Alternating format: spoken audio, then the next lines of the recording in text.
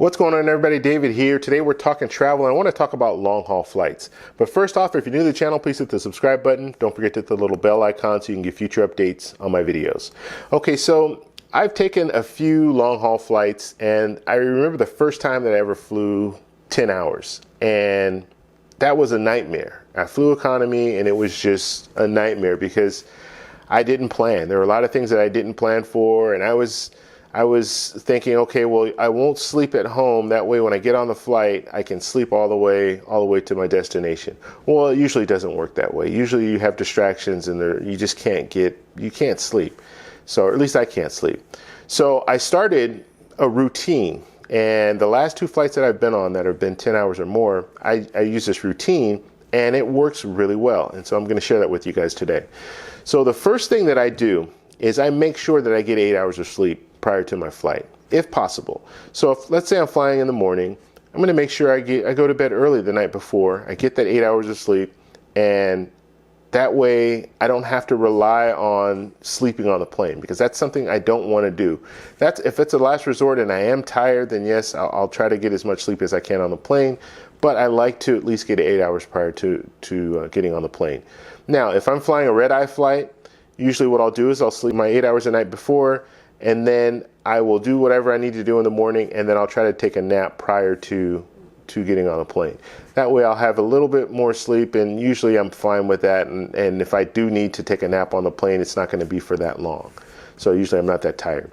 I also eat a big meal. So I will eat a big meal prior to getting on the plane. And I usually do that at home. So I'll either do it here at home, or I'll do it local. So I'll eat something that I'm familiar with, something that I know won't upset my stomach, because that's one thing you don't want to have happen. You get on the plane, your stomach's upset. It's just that's not a good recipe. The other thing that I do is I will bring a meal. So I'll pack a meal, and usually it's a sandwich and some chips or something like that, but I'll pack a meal. And you can bring food through the checkpoint, through TSA checkpoint, but you just can't bring liquids. So you can bring a sandwich, you can bring chips, and so that's what I'll do. I'll bring that. Usually they like for you to have it easily accessible so they can open it up if they need to open it up and see what it is. But you are welcome to bring food through the checkpoint. So I'll do that. And the reason that I bring food is because airplane food generally, it's hit or miss. There's some situations where I had some pretty good food, and there's other situations where the food is not very good.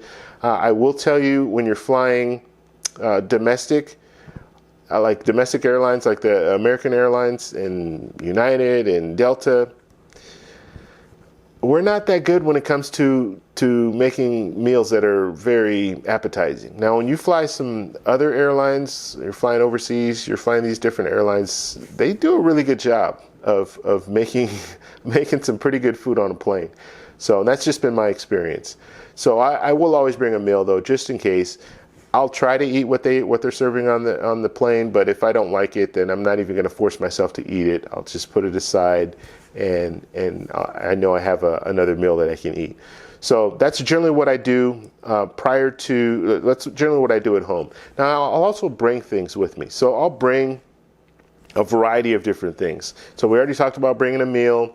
I'll bring a toothbrush. I'll bring deodorant, just so I have something to freshen up with. If I'm on a 10-hour flight, I want to be able to freshen up right before I land. So I want to be able to put deodorant on, brush my teeth, and all that good stuff. So I'll make sure I bring that as well.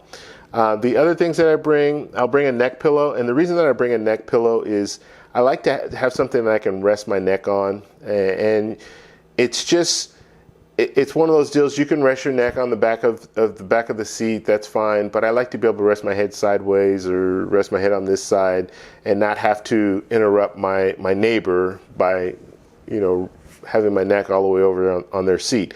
So I like to bring a neck pillow. So it's not necessarily to sleep, but I just like to be able to rest my neck. It keeps me more relaxed. I also bring shoes that are very comfortable and easy to slip on and off, because when I'm on the plane, I like to slip my shoes off, and it's just that really relaxes me. It makes me feel more like I'm at home as opposed to sitting on a plane. So I do like to take my shoes off and just have them under the seat. Now, I like to have them so I can slip on and off, because I want to be able to slip them on if I need to go to the restroom, things like that. So that's generally what I do. Also bring water. So I'll bring plenty of water. to get me through a 10-hour flight. And so that means bringing a nice sized jug of water, and I'll drink it periodically through the flight. You don't want to get dehydrated on a plane, so you want to make sure you drink water. Gum is another thing that I bring, and that's for taking off and landing, just so your ears don't pop. I like to chew on gum.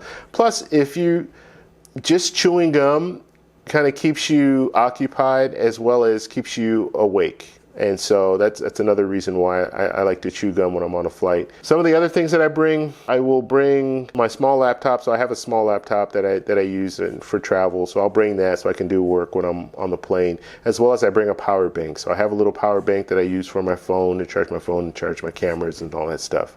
So that's generally what I bring with me to the airport. And I usually keep it in my little carry-on, have it easily accessible so I can just go in there and grab it. And when I have my carry-on, so I have two ways of doing things. I like to pack everything in just my carry-on and my personal item. I don't like to check my bag in most situations, but if I do have to check my bag, then I have an extra carry-on that I can put more stuff in if I do check a bag. But for the most part, I don't like to check a bag, so I will bring just a carry-on piece of luggage, and then I'll have my personal item. My personal item is where I'll have all my stuff. So that's generally how I do that. Now, once I get to the airport, go through the checkpoint, and I'm at the terminal, then that's when I'm getting on the plane and everything. Now I'm starting to set myself up, my routine of how I'm going to get through this 10-hour flight. And so usually what I'll do is I'll break it into blocks. So break it into a 3-hour block. So the first 3 hours, this is what I do. The second 3 hours, this is what I do. The third 3 hours, this is what I do.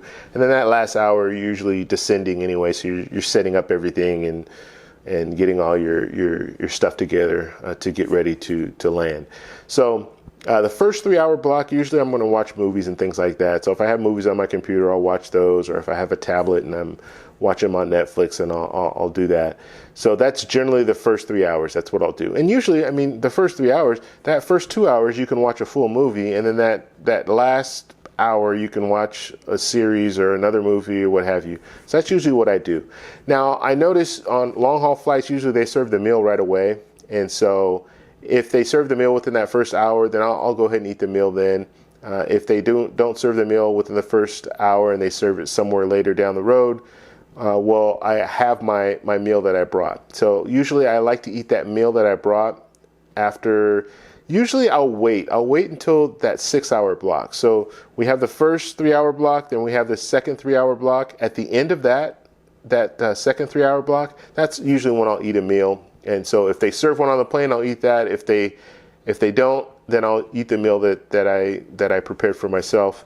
And so that second 3-hour block, I'm usually just doing work. So I'll bring out my computer, I'll start doing editing and things like that, and then I'll eat. And then after that, then that last 3-hour block, usually I'm just either listening to music, I'm doing something where I can just relax and not be working on anything, not really have to exert much energy, just kind of relax and watch a movie if I'm still watching movies, or just listen to music and maybe try to get some rest if I'm tired. So that's kind of been my routine. And then, like I said, the last hour, we're usually descending. So there's a variety of other things that you're doing. So you're not really worried about. I don't want to be working that last hour when we're descending, because I have to set everything up and make sure everything's in my bag and all that. So that's been my routine. That's pretty much how I do it. So I've flown to Paris, I did that, and then I flew to Thailand, and I did that as well. And I had some pretty good experiences, both flights, doing that. Now, we're talking flying economy. Now, if I'm flying business class or first class, which I do from time to time, then it changes things a little bit, because usually the food's a little bit better. You have a more comfortable seat where you can sleep if you really want to. So it does change things a little bit. I still like to stick to the same routine though. And if I need to take a nap, then I have that available for me. If they have food on the plane and it's really good, then I have that opportunity to eat the really good food and just save my meal that I brought.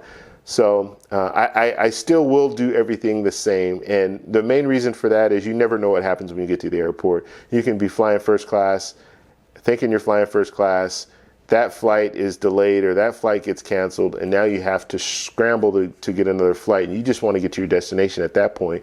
So then you fly economy. Now all these things come into play. So I like to stick to the same routine. But I'd love to know what you guys do to plan for your flights. Do you have different routines that you do?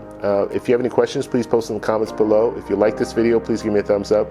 Please subscribe for more, and I'll talk to you in the next one. Bye.